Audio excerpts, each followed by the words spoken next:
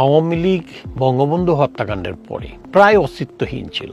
সাংগঠনিক কাঠামো সেটা কিছুই ছিল না, কারণ তখনও বাকশাল ছিল।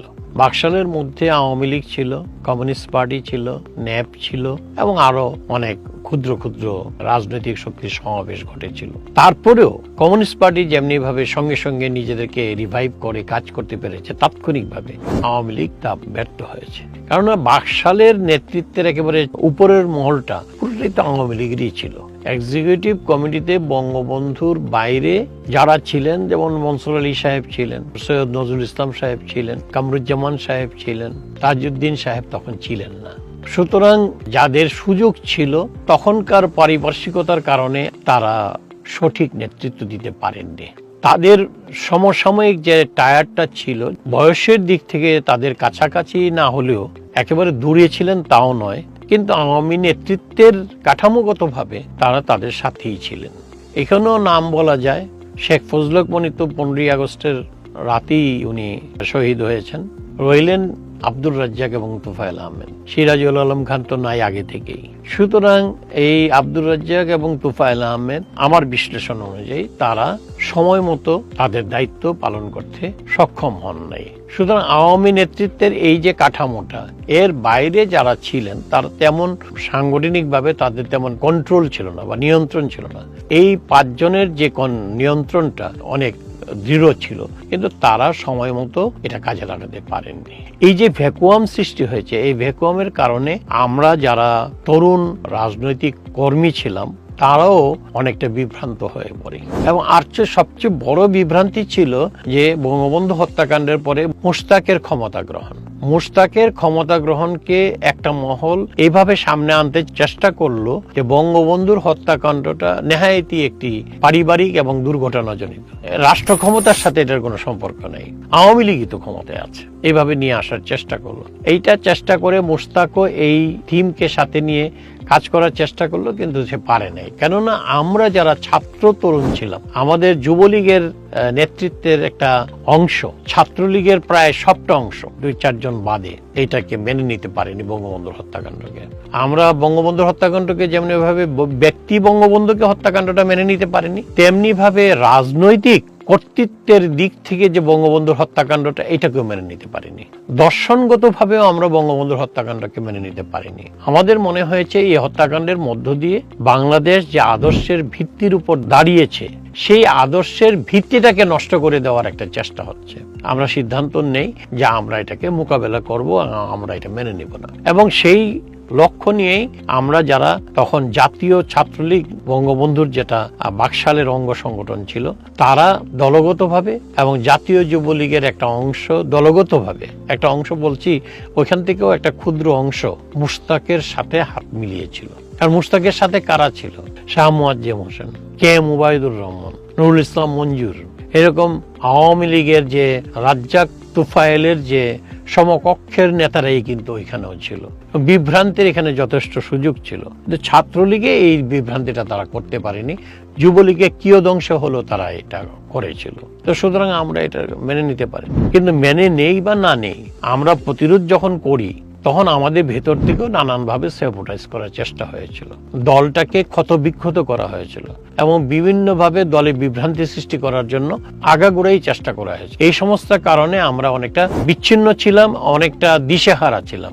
এমনি অবস্থায় একজন ঐক্যের প্রতীক হিসাবে জননেত্রী শেখ হাসিনাকে আওয়ামী লীগের সভাপতি করা হয়। এটাতে আপনার সারা দেশের আওয়ামী লীগারদের মধ্যে প্রাণ ফিরে আসে, আমাদের শক্তি বৃদ্ধির, আমাদের অবস্থানকে দৃঢ় করার একটা সুযোগ হয়ে গেল। এই সুযোগটাকে শেখ হাসিনার আগমন আমাদেরকে সৃষ্টি করলো এবং শেখ হাসিনা এসে তার যেহেতু রাজনৈতিক কিছু অভিজ্ঞতাও ছিল আগে ছাত্র রাজনীতি করার, সেইটাকে কাজে লাগিয়ে এবং যারা দেশপ্রেমিক যে শক্তিটা 75-এর পরে বঙ্গবন্ধুর রাজনৈতিক দর্শনের প্রতি অনুগত ছিল এবং ব্যক্তিগতভাবেও বঙ্গবন্ধুর রাজনীতির অনুগত ছিল, তারা তাকে ঘিরে ঐক্যবদ্ধ হওয়ার একটা প্রয়াস পেয়েছিল। কিন্তু সেখানেও তিনি শান্তিতে কাজ করতে পারেননি। আওয়ামী লীগের ভেতরে থাকা একটি ক্ষুদ্র গোষ্ঠী, তারা বামপন্থার স্লোগান দিয়ে, বিভ্রান্তিমূলক স্লোগান দিয়ে শেখ হাসিনাকে দুর্বল করার চেষ্টা করলো। তার নেতৃত্বে যে ঐক্যটা গড়ে উঠলো সেটাকে দুর্বল করলো। তারা যেই বের হয়ে গেল, গিয়ে বাকশাল আবার একটা মেকি বাকশাল করলো, সেই মেক্সি বাকশাল করে তারা শেখ হাসিনাকে দুর্বল করলো।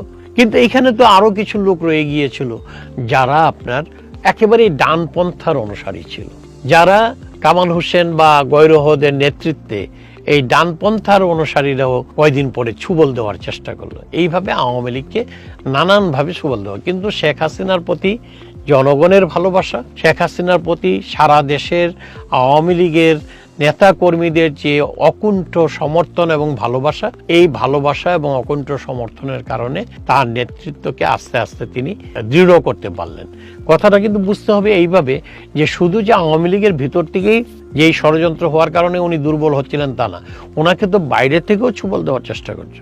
যে রাজনৈতিক গোষ্ঠী পাকিস্তানের দর্শনের উপরে ভিত্তি করে বঙ্গবন্ধুকে হত্যা করে ক্ষমতা দখল করেছিল, তারা তো ক্ষমতাটা ছাড়ার কোনো বিষয় নাই। সুতরাং তারাই ক্ষমতাটাকে আঁকড়ে ধরে রাখার জন্য সতত চেষ্টা করছিল। তাদের সাথে সামরিক বেসামরিক যে আমলা গোষ্ঠী আছে তাদের একটা বড় অংশ, উঠতি পুঁজির একটা বড় অংশ, ব্যবসায়ীদের একটা বড় অংশ তারা কাজ করছিল যাতে শেখ হাসিনা সুস্থিরভাবে দলটাকে গুছিয়ে সামনের দিকে এগিয়ে নিয়ে যেতে না পারেন।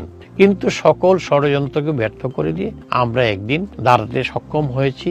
এবং আপনারা ওইটা অনেকেই জানেন এবং দেশবাসীও জানে, বামপন্থার নামে যারা শেখ হাসিনাকে ছুবল দেওয়ার চেষ্টা করেছিল তারাও একসময় মাথা নিচু করে এসে শেখ হাসিনার কাছে আনুগত্য স্বীকার করার চেষ্টা করেছিল, যদিও 1/11-এর পরে আবারও তারা মাথা চাড়া দেওয়ার চেষ্টা করেছিল।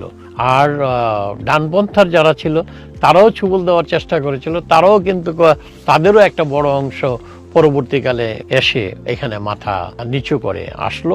কিন্তু সততেই তারা ভিতরে থেকে আওয়ামী লীগকে তার মূল আদর্শ, মূল লক্ষ্য থেকে সরিয়ে দেওয়ার চেষ্টা করেছে। শেখ হাসিনাকে সামনে রেখে তারা এখানে পরিপূর্ণ পুঁজিবাদী শাসন প্রতিষ্ঠা করার জন্য চেষ্টা করেছে। শেখ হাসিনাকে সামনে রেখে তারা চেষ্টা করেছে মুজিবাদর্শ থেকে কিভাবে দলটাকে সরিয়ে দেওয়া যায়।